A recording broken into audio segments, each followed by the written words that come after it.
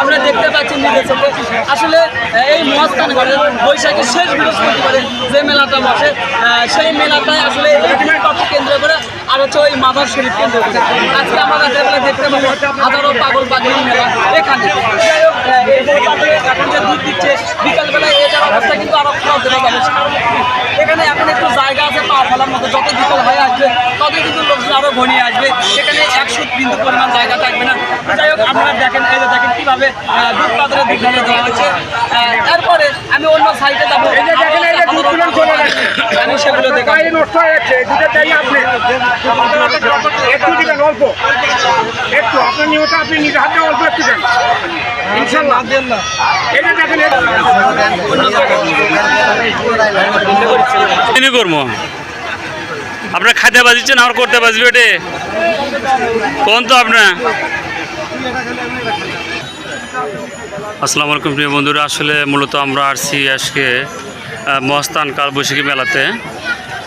প্রত্যেক বছরই এখানে মেলা হয়, তো আজকে হলো শেষ মেলা, শেষ বৃহস্পতিবার। তো আজকে আমরা এখানে আসছি, আপনাদেরকে অবশ্যই ঘুরে ঘুরে দেখাবো।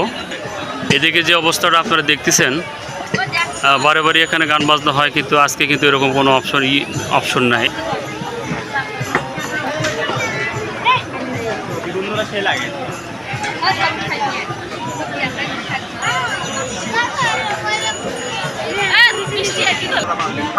যে বন্ধুরা আসলে আপনারা মূলত দেখতে পাচ্ছেন, আজকে আমরা মহাস্থান কালবৈশাখী মেলাতে।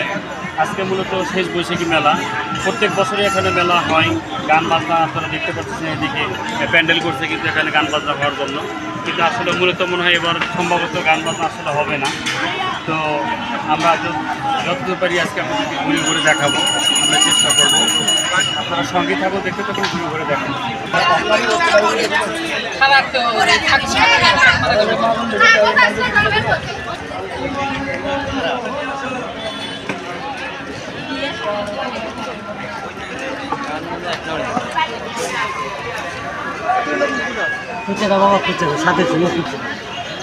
মানে না, এই যে একটা ড্রোন ছেলে আমাদের সাথে দেখতে ভালো লাগে।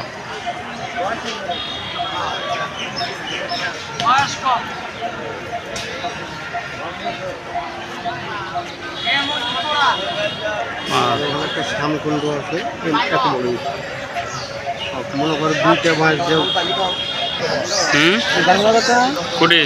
নিজে নিজে চলো যাবো। 7